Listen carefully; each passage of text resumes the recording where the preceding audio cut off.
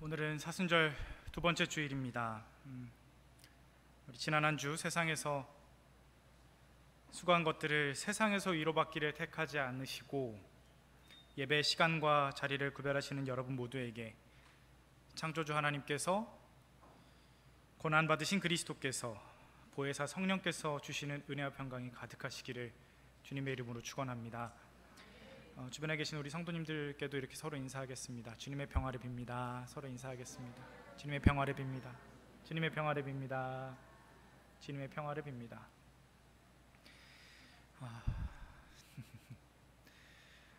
우리 구약 성경의 본문을 보니 아주 눈에 익은 한 사람의 이름이 등장합니다. 아브라함이죠.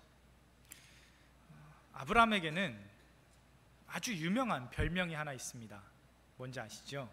바로 믿음의 조상이라는 별명입니다. 우리 기독교는 믿음의 종교라고 해도 과언이 아닙니다. 그러니 그 믿음의 조상이라는 말은 아마 기독교라는 이 최소한 개념과 범주 안에서 부여할 수 있는 가장 영광스러운 호칭이 아닐까 싶습니다. 믿음의 종교에서 믿음의 조상이라고 이야기한다는 건 말이죠. 그런데 사실 성경에서는요, 아브라함에게 믿음의 조상이라고 수식한 적은 한 번도 없습니다. 직접 대한성서공회에 들어가셔서 그 성경에 혹시 믿음의 조상이라는 단어가 있었나 한번 찾아보시면 하나도 나오지 않습니다. 근데 왜 우리는 아브라함을 믿음의 조상이라고 딱 대명사처럼 알고 있을까요? 물론 로마서 4장, 히브리서 11장, 소위 믿음장이라고도 하는, 그리고 야고보서 2장과 같은 곳에서 초대교회 사도들이 기록한 서신서에 보면 이 아브라함을 믿음으로 어떠한 일을 했고 하나님께서 그를 인정하셨다라고 하는 본문들이 나옵니다. 그러니 우리가 통상적으로 아브라함을 믿음의 조상이라고 얘기해왔을 것이고, 또 그게 우리 귀에 익어서 우리도 그렇게 생각할 것입니다만, 또 한편으로는 여러분도 창세기를 많이 읽으시지 않았습니까? 우리가 성경 통독을 하면 할수록 느끼는 것이지만 다른 건 몰라도 창세기만큼은 정말 많이 읽었지 않습니까? 그 우리가 읽은 창세기의 이야기를 보면 거기서 보았던 수많은 아브라함의 이야기들이 믿음의 조상? 어울릴 만한 별명이네 라고 납득이 되기 때문에 우리가 믿음의 조상 아브라함이라는 말을 받아들이고 그렇게 기억하고 우리도 그 별명을 그렇게 부를 것입니다.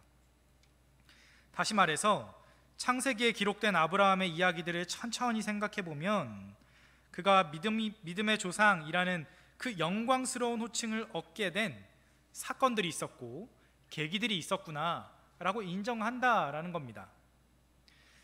어떤 게 있었을까요? 오늘 우리 이 시간에 한번 아브라함에게 있어서 이 믿음의 조상이라는 호칭이 부여될 만한 계기가 되었을 법한 커다란 사건 3가지를 함께 찾아볼 겁니다.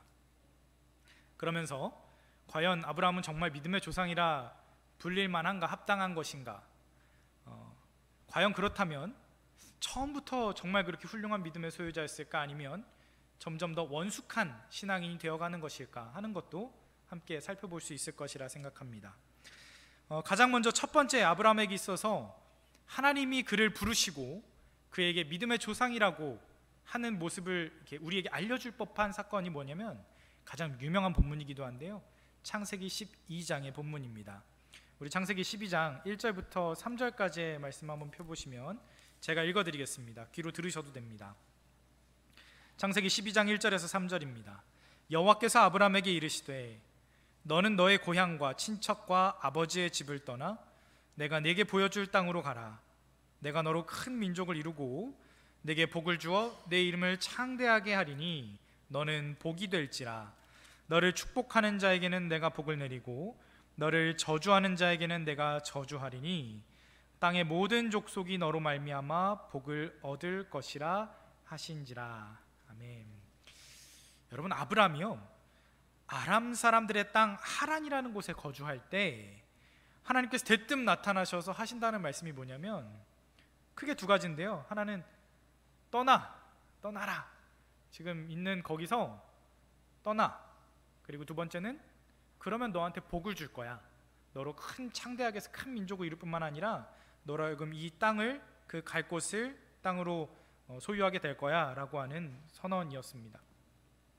이게 첫 번째 아브라함에게 있어서 주요한 사건이라고 한다면 하나님께서 아브라함에게 하신 말씀에 대하여 아브라함이 어떻게 반응했는지를 봐야 되지 않겠습니까? 이 첫 부르심에 대한 아브라함의 반응은 과연 온전한 믿음이라 할 수 있었을까? 이어지는 4절과 5절을 우리 다 같이 한번 읽어보겠습니다. 4절 5절 읽겠습니다. 이에 시작. 이에 아브라함이 여호와의 말씀을 따라갔고 롯도 그와 함께 갔으며 아브라함이 하란을 떠날 때에 75세였더라. 아브라함이 그의 아내 사레와 조카 롯과 하란에서 모은 모든 소유와 얻은 사람들을 이끌고 가나안 땅으로 가려고 떠나서 마침내 가나안 땅에 들어갔더라. 아멘.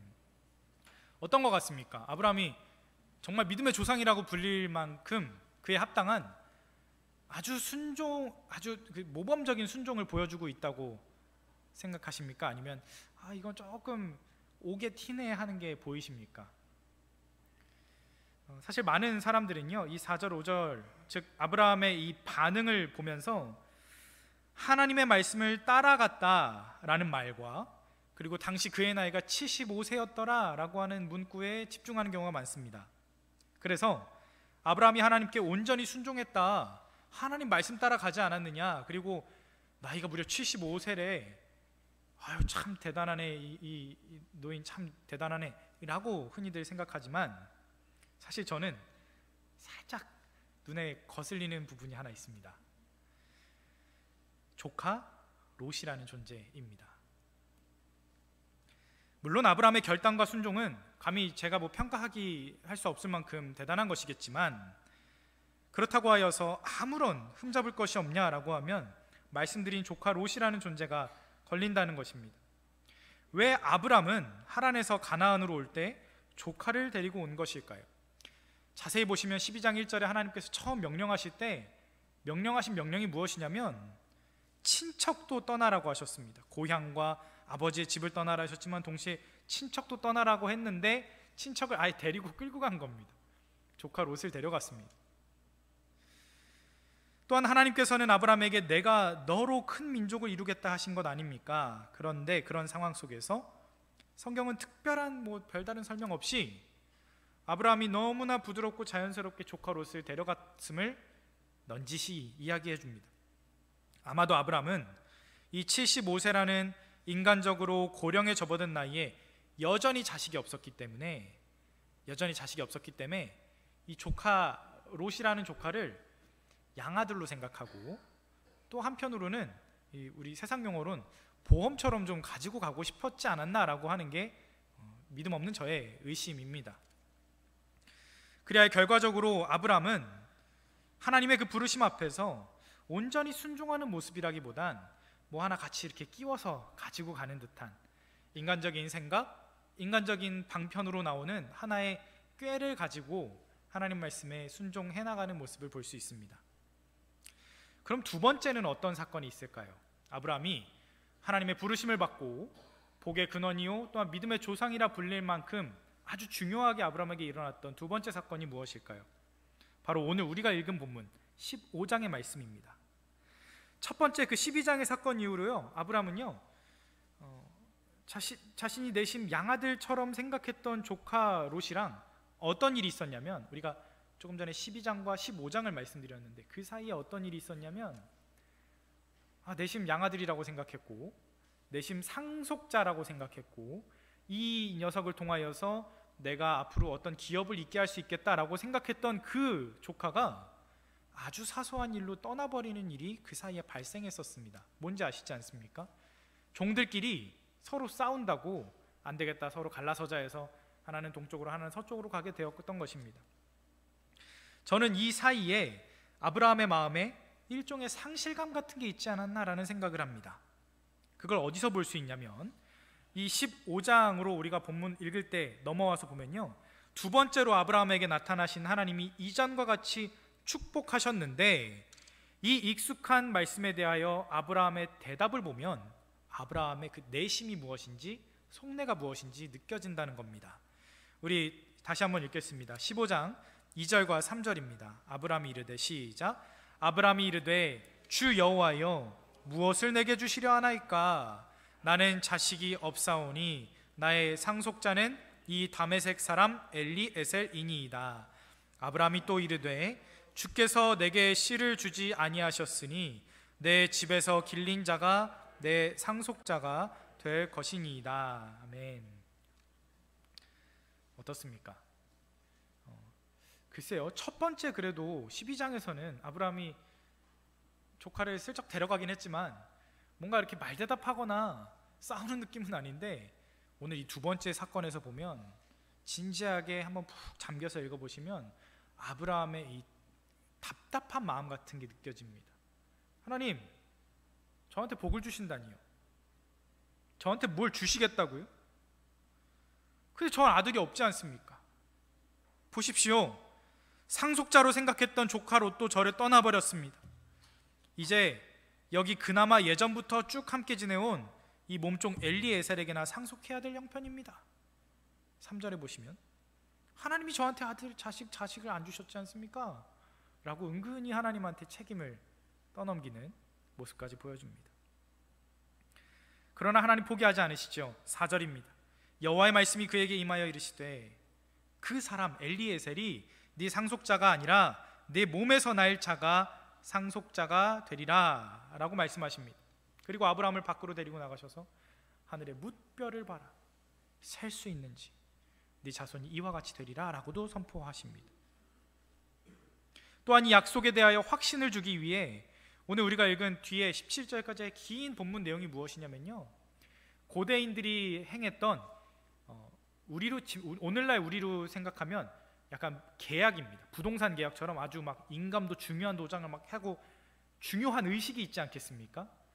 큰 약속이 걸리면 걸릴수록 여러 안전장치도 걸고 아주 엄숙한 절차를 거치게 될 텐데, 오늘 이 창세기 15장에 나와 있는, 제가 이것만 설교를 잡으면 한 주 설교가 될 법한데 짧게 말씀드리면, 고대인들이 했었던 가장 엄격한 방식의 계약 방법입니다. 짐승을 데려다 놓고 그 짐승을 쪼개 놓은 다음에 갈라 놓은 다음에 그 사이로 계약 당사자들이 지나가는데, 왜 지나가냐면 쌍방의 약속 가운데 누가 한쪽이 일방적으로 그 계약을 파기할 경우 이 짐승의 꼴이 될 것이다 라고 하는 약속입니다. 이해되십니까? 오늘 하나님께서요, 이 아브라함의 속상한 마음을 어떻게 위로하시냐면, 내가 반드시 너한테 복을 주리라 라고 하는 것을 어떻게 약속하시냐면 짐승을 쪼개어 놓으셔요. 근데 자세히 보십시오. 하나님께서 아브라함을 재우십니다.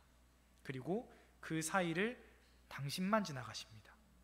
이것은 이 일을 네가 어떻게 하든지, 너가 파기하든지 너가 지키지 않든지 너가 어떠한 모습으로 있든지 내가 내 운명으로 이것을 책임지겠다라고 하는 하나님의 아주 선명한 선언입니다. 강력한 선언입니다. 아브라함이 이처럼 흔들리는 믿음으로 있을 때, 아브라함이 이처럼 하나님한테 너무 속상하여서 하나님 어떻게 저한테 이런 일을 당하게 하십니까? 그러면서 지금 약 올리십니까?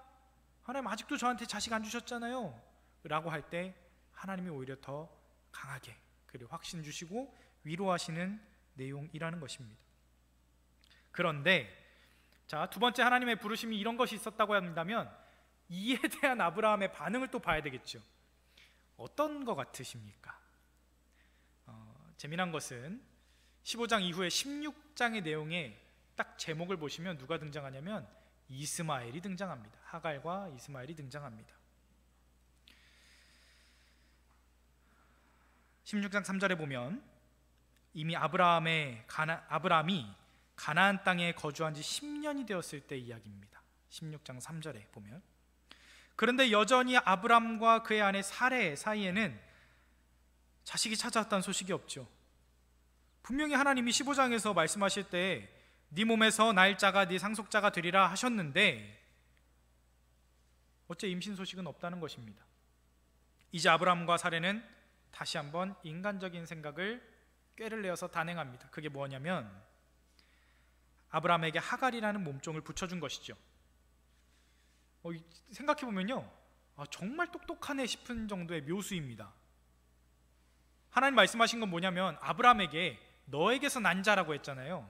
그러니까 사레라는 말을 너와 사레 사이 아니 그게 아니라 아브라함에게서 난 자? 그러면 하갈이어도 되겠네가 된 겁니다. 하갈에게서도 난 아들이라면 어쨌든 아브라함에게서 난 건 맞으니 이렇게 하면 되겠네라고 옳거니 했을지도 모르겠습니다. 인간적으로 보면 아주 대단한 묘수라는 겁니다. 하나님의 말씀을 어기는 것 같지도 않으면서 나에게서도 실질적인 이득을 취할 수 있다면 안 할 이유는 없었겠죠. 그런데 그 결과는 어땠습니까? 하나님이 말씀하신 게 분명히 그 뜻은 아니라는 걸 알면서도 인간적인 꾀를 내어서 그 말씀을 합리화했을 때, 그리고 자신의 방식대로 이해했을 때, 억지로 이해했을 때 어떤 일이 발생했는지는 성도님들이 다 아시는 바와 같습니다.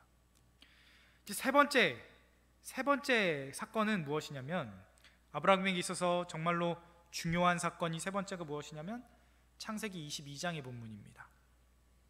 때는 아브라함이 이제 이름이 아브라함으로 바뀌었고 사레의 이름은 사라로 바뀌었습니다. 그렇게 하나님께서 새 이름을 부여하시고 약속하신 바 아브라함과 사라 사이에서 이삭이라는 늙음하게 얻은 예쁜 아들도 주셨습니다. 그야말로 오랜 소원을 이룬 상태 아니었겠습니까? 100세에 얻은 아들이 있었으니 이제 내 정실 부인과 그렇게 오랫동안 기다렸던 아들을 얻었다고 하니 얼마나 행복한 노년 생활을 해후하면서 보내고 있었겠습니까? 그런데 이제 아들만 잘 커주면 정말 더 바랄 게 없었던 아브라함에게 정말 청천벽력, 마른 하늘에 벼락이 떨어지듯이 22장 2절에 보니까 하나님이 이렇게 명령하십니다. 같이 읽어볼까요? 22장 2절입니다. 시작. 여호와께서 이르시되 내 아들 내 사랑하는 독자 이삭을 데리고 모리아 땅으로 가서 내가 내게 일러준 한 산 거기서 그를 번제로 드리라. 아멘이라는 말이 참 안 나옵니다. 하나님은 이 엄청난 말씀을 별다른 설명도 없이 던지세요. 정말 누구보다 험한 일을 많이 겪었고 오랜 세월 힘들게 살았을 아브라함이지만 이 요구는 어떻게 있는 그대로 받아들일 수 있었겠습니까? 그 이전에 살면서 겪었던 어떠한 사건보다도 비교할 수 없이 큰 시험이었을 겁니다. 자식을 데려가신다니요. 그런데 놀라운 것은 더 큰 시험 앞에서 달라진 건 아브라함의 반응이었습니다.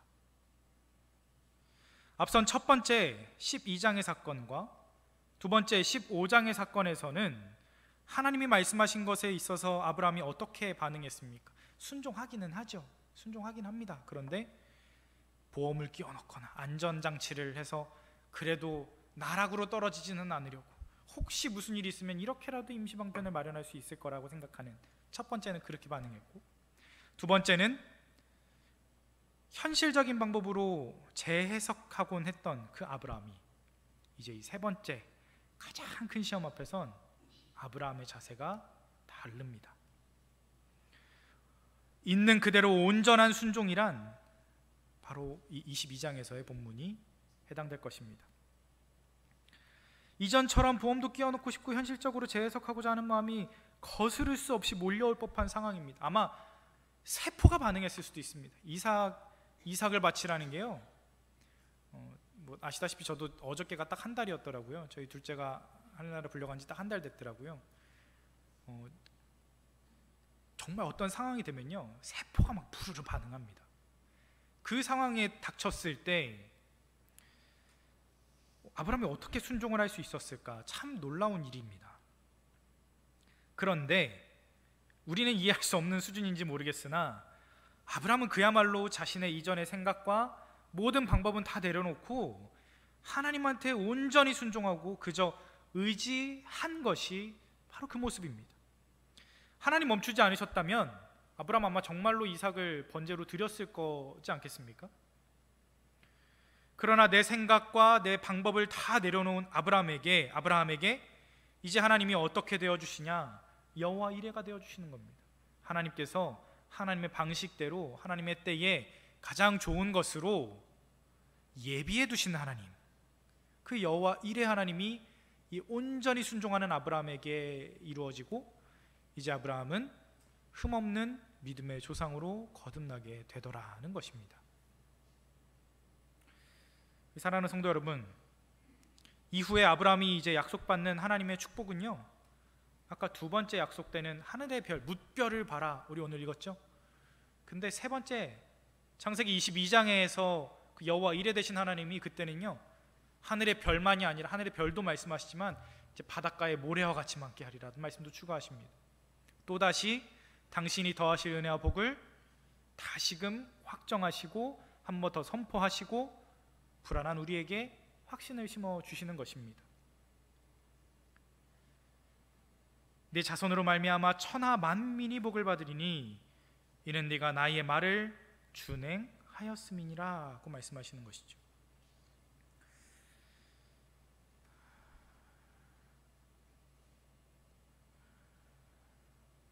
지난주 설교 혹시 기억하십니까?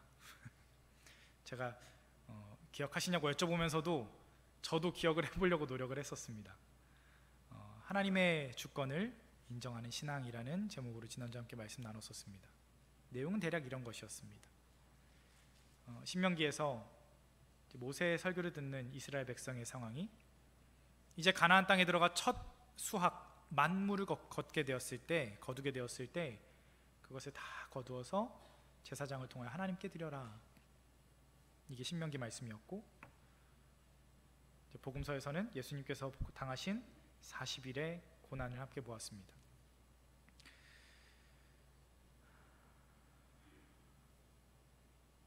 세상의 방식으로, 세상의 생각으로는 오늘 아브라함이 당한 일을 이해할 수 있는 건 없습니다. 12장에서도 멀쩡히 잘 살고 있던 곳에서 가족과 친척과 살던 고향을 다 떠나라는 것은 이해할 수 없는 이야기입니다. 아들을 바치라는 건 더더군다나 이걸 어떻게 이해해야 되겠습니까? 하갈을 통해서 이스마엘을 얻었는데 아브라함이 어떤 마음이었냐면요, 창세기 17장 18절에 보면요, 이삭을 약속하시는 하나님께 아브라함이 어떻게 얘기하냐면 이스마엘이나 하나님 앞에서 잘 살기를 원하나이다 라고 얘기했어요. 그게 솔직한 마음이 아니었겠습니까? 땅의 생각으로 보면, 땅의 일로 보면, 내 생각과 내 계산으로 따르면 살아온 경험에 비추어 우리가 살면서 마주하게 되는 여러 가지 이해할 수 없는 상황은 도저히 해석이 되지 않습니다. 그런데 하나님의 주권을 인정할 때, 하나님께서 일하심을 믿고 신뢰하면서 이루어지는 일들을 은혜로 우리가 받아들일 때 거기서 감사가 솟아날 수밖에 없음을 지난주에 함께 나누었습니다. 오늘 우리가 빌립보서 본문을 보았는데요, 빌립보서 본문은 그냥 짧게 넘어가겠습니다. 바울 사도가 경계하는 것이 그것입니다. 교회 안에 있음에도 불구하고 땅의 일을 생각하는 사람이 있고, 그러나 우리의 시민권이 하늘에 있음을 알아 하늘의 일을 하는 사람이 있다라고 이야기합니다. 바울은 계속해서 경계하라고 합니다. 바울이 이야기하는 땅의 일을 생각하는 사람, 그들의 신은 배후, 그들의 결과는 멸망이라고 얘기하는 사람들 역시 그들 스스로는 입술로 예수 그리스도를 증언한다고 생각했고 또 교회를 위하여 열심히 봉사한다고 생각했을 것입니다. 좀 구체적으로 말씀드리면 바울이 빌립보서에서 저격하고 있는 사람들은 율법주의자들입니다. 교회 내에서 유대파 그리스도인이라고 불리우던 율법으로부터 자유로워진 그런 입장의 사람들이 아니라 여전히 다시 할례도 받아야 된다, 뭐 이렇게 여전히 모든 율법을 지켜야 된다라고 얘기했던 사람들을 저격하는 것이었는데, 여하튼 땅의 일을 생각하는 사람은 내가 땅의 일을 하면서 하늘의 일을 한다고 착각하기 쉽습니다. 내가 하는 일들이 오히려 하나님이 맞추어 주셔야 된다라고 생각합니다. 내가 계획한 것들이, 내가 생각한 것들이, 내가 염두에 두고 내가 계산해 놨던 것 안에 하나님이 함께 일해 주셔야 된다라고 생각합니다. 그러나 하나님의 주권을 인정하는 사람은 땅의 일이 아니라 하늘의 일을 염두에 두며 우리의 시민권이 하늘에 있다는 것을 분명히 인정하는 인생은 그렇지 않습니다.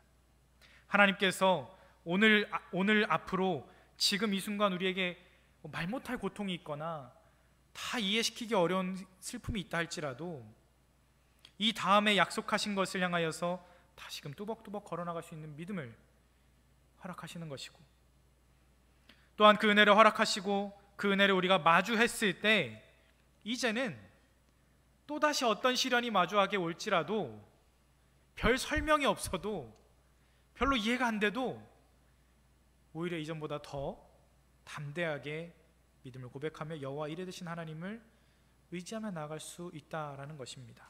사랑하는 우리 구름산 성도 여러분, 말씀을 맺겠습니다. 바라고 원하는 것은 저 여러분 모두가 우리 각자의 삶에서 분명하게 역사하시고 강하게 임재하시는 주권자 하나님, 그 하나님이 우리 안에 충만히 임하시기를 주님의 이름으로 축원합니다. 우리 교회에는 더더욱 그러해야 되지 않겠습니까? 하나님을 인정하는 사람들끼리 모인 공동체, 하나님의 주권이 그 무엇보다 우선이어야 함을 고백하는 사람들이 모인 공동체. 우리 구름산 교회가 특별히 오늘은 정말 특별한 날이지 않습니까? 새로운 여정을 가냐 마냐에 어찌 보면 이게 홍해 앞에 선 것일지 아니면 가나안 문 앞에 서 있는 것인지 그건 저도 잘 모르겠습니다. 그러나 하나님의 주권으로 인도하시는 길을 분명하게 인정하고 나아가는 걸음이라면, 땅의 일이 아니라 하늘에서 내리실 만나와 메추라기를 기대하며 하나님이 하실 일을 기대하는 저 여러분이라면 적어도 이 일 가운데 일하실 하나님을 불안이 아니라 기대로, 고민과 걱정이 아니라 더욱 넘치는 소망으로 마주하셔서 우리가 한 주 한 주 걸어가는 모든 걸음 가운데 하나님의 족적과 역사가 더욱 선명하게 일어나게 될 줄로 믿습니다.